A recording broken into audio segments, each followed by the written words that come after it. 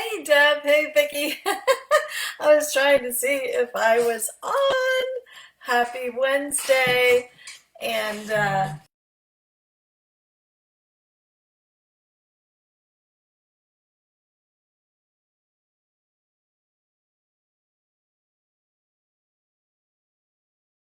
today, Wednesday, on my Facebook Live. So I'm so excited to talk to you about this topic today about downsizing. And, last week I was out in the field and I was at this really, really nice community. Hi, Mom. And it was called Harbor Point in Reston. And Reston is a very sought after, desirable area in the Washington, D.C. area, Northern Virginia in Fairfax County. Great location. Was voted as one of the best places to work from home. And I brought you this community, and I got to thinking, it's such a great community, and there's so many different types of people that live there. It's not a retirement community at all. Uh, However, I was thinking it actually could be an ideal place for someone who is looking to downsize. I recently was working with a client that was getting divorced, and I thought, oh, this would have been a perfect place for that person to come.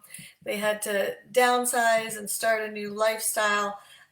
So Harbor Point is a great community, and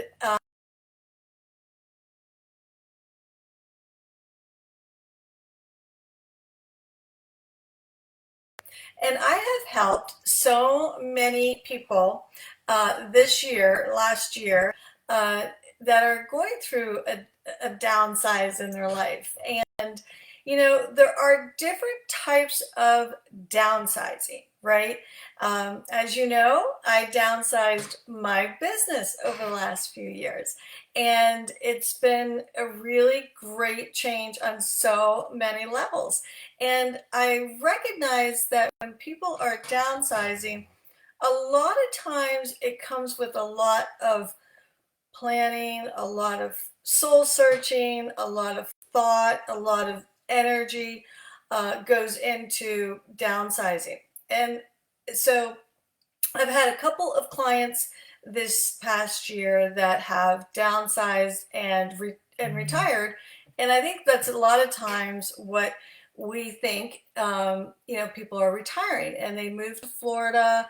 They wanted to go for a more warmer weather and more affordable housing, and so that's a common downsize, right? But I also just mentioned there's people who downsize due to divorce. And I got to think, when people are upsizing versus downsizing, I was thinking about it. It seems like there seems to be a more positive energy in some respects. Um, Maybe a little bit more excitement for a lot of the reasons why people are upsizing, right? Because people might be getting married. That's kind of an exciting time. People may be growing their family. Their family's getting larger. So that's an exciting time. What if someone got a big promotion and financially it can afford a lot more? So they're upsizing their lifestyle. If someone's relocating due to a business, and that's an excitement, right? That they're starting a new career, maybe. So there's so many reasons why people are upsizing, and it seems like there's tends to be a little bit more excitement than downsizing, right? However, downsizing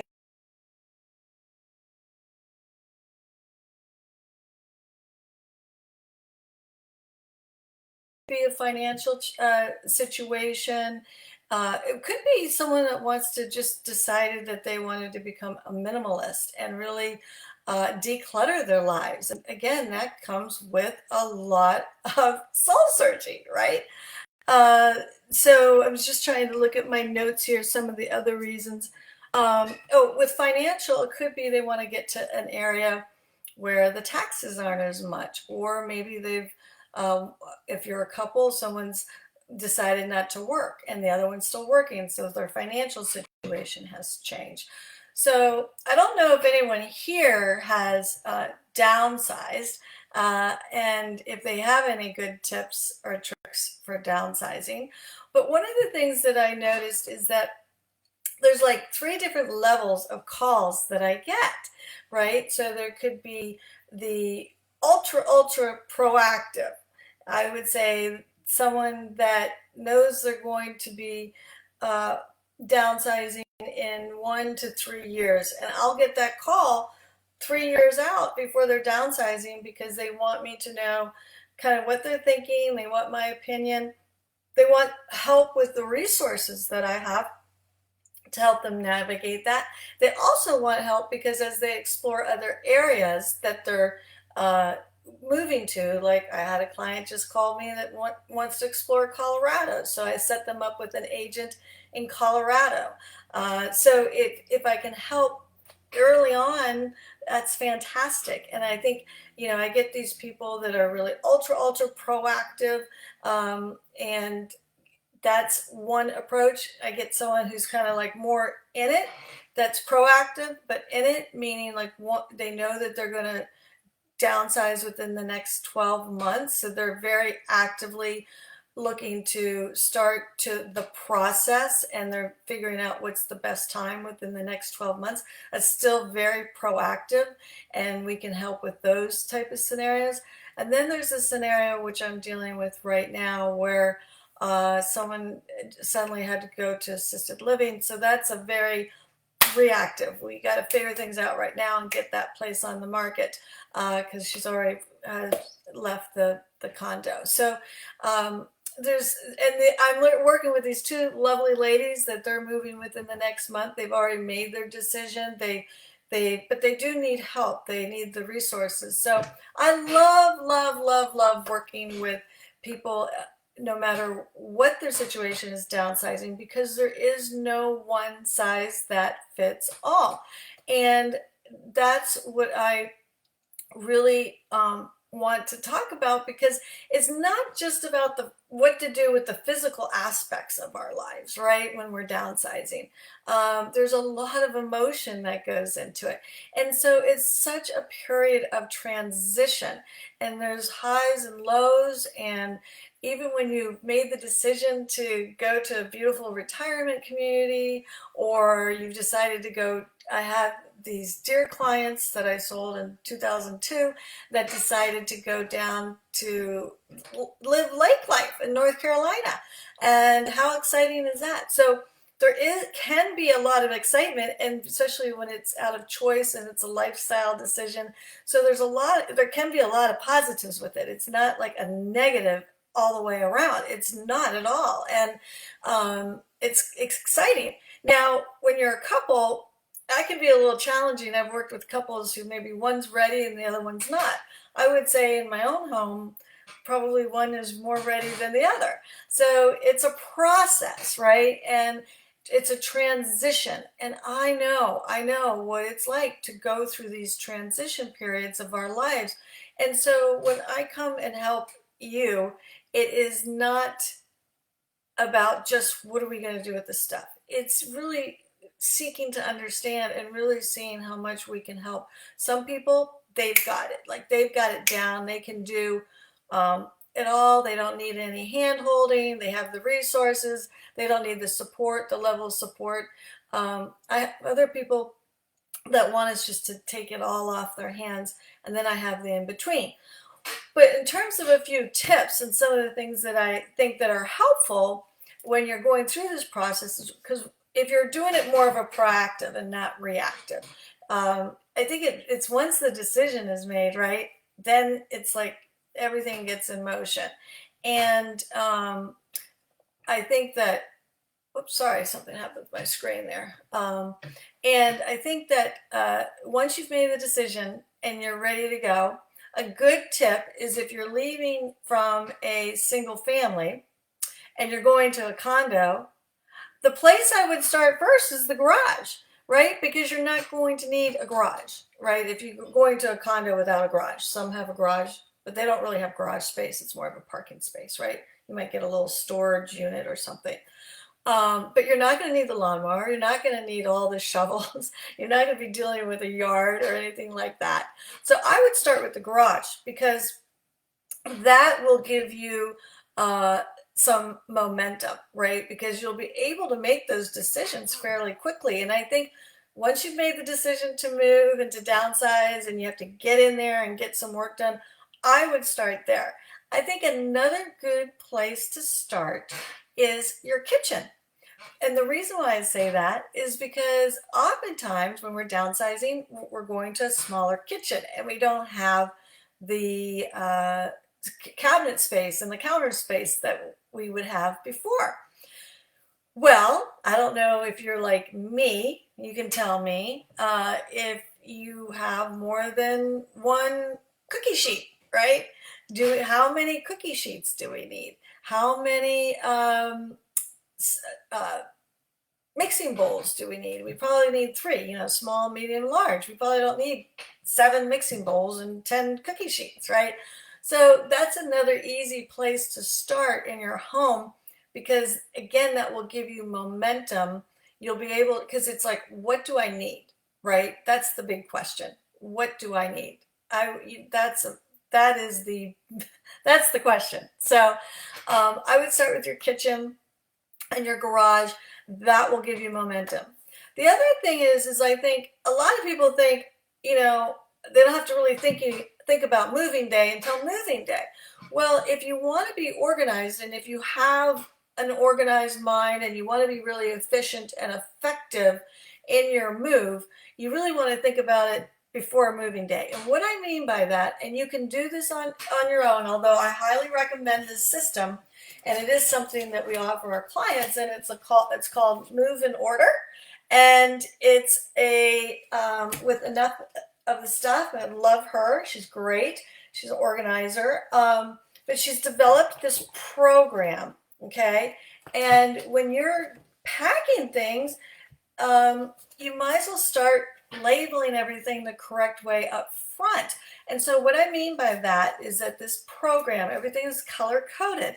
And so you can draw your furniture for, like, this one is for your master bedroom.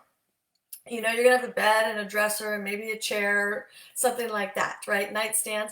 You draw it there so you have it. So on moving day, you put it on the master bedroom door. Okay, well, so that's for moving day, right? That's there, but you have your boxes color coded, and so these are labels, and so you can put what's in the master bedroom. Okay, and then you also have, like, box number 1, how many boxes you have.